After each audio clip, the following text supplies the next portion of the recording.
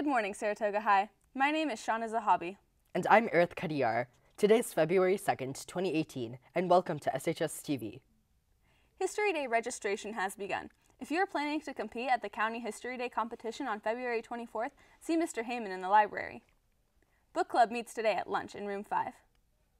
If you want to participate in AP testing, you must register online from February 5th to February 16th.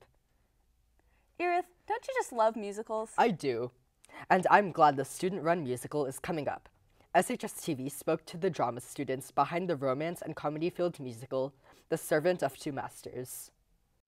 So The Servant of Two Masters, it's about a servant who gets wrapped up in some really crazy family affairs when he agrees to become the servant of two masters, both of whom believe they are his only master.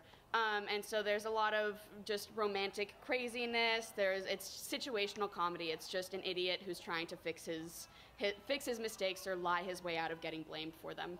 People of all different backgrounds can really find things that they resonate with. There's like a love story, and there's like a murder plot, there's a sword fight. I'm really excited about that one. Yeah, lots of action, lots of comedy, lots of hijinks. Actually, we've been rehearsing this show since November, like early November. Right after the fall play ended, we've just been rehearsing this show.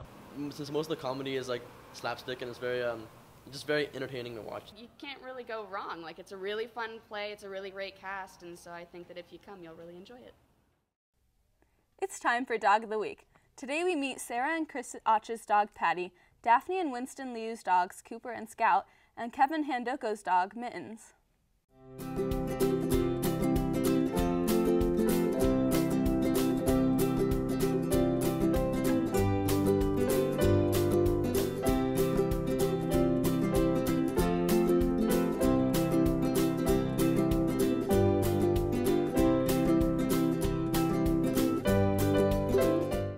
Several members of the Toga community participated in this year's Women's March.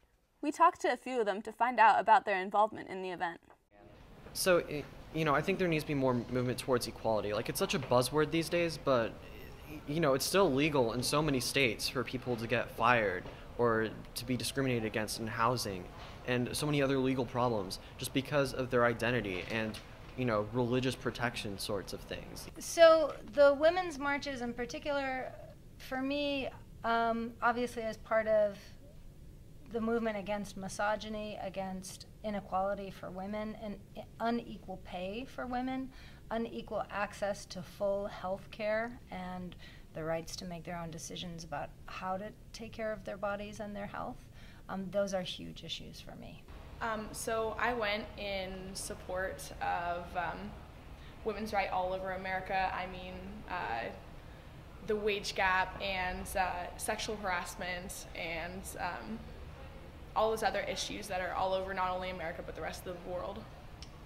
The march in Santa Cruz that I participated in, and that some maybe 30,000 people participated in, which is a lot because it's a community of only about 50,000 people. It was many issues that people were showing up for.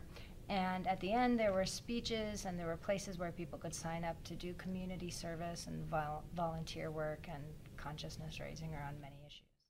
Shauna, have you been enjoying the spring-like weather? I sure have. Here's something else to remind you that spring is around the corner. We checked in with some spring sport athletes to get a preview of the season. I think we can expect a lot of positive achievements in terms of this season. I know many of our top athletes are returning for their senior seasons.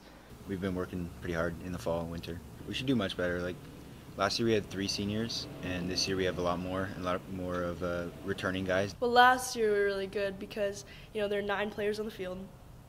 6 of them were seniors and they were starting, so now we don't have over half of our starting lineup. So we're going to have to work really hard in order to get up to the standard that we set last year. Last year, a lot of our top singles players graduated. This year we need to have the more younger players fill the gaps, but I think we definitely have a good shot this year. Ask any senior, applying to colleges is a stressful business. It sure is. It can be even tougher when things go wrong. SHSTV spoke to a couple of seniors to hear about their college application horror stories. Architecture is very close to civil engineering, and so I thought it'd still be a good fit for me. So that's what I applied to UChicago for as my major.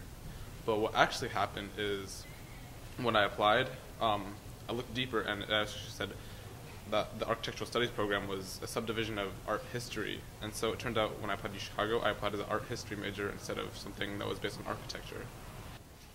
So for some background information, Duke and UNC are really big rivals of each other, and also in both of the essays, the last line it said like either as a Duke student or as a UNC student. On my Duke application, I caught it like 2 weeks later after I submitted. It just said like blah blah blah blah blah blah blah as a UNC student. Yeah, that was pretty great, but I still got in. So Happy birthday today to Josephine Chu, Jane Lee, and Shivam Verma. For SHSTV, this has been Irith, Katiyar and Shauna Zahabi. Thanks for watching, Falcons.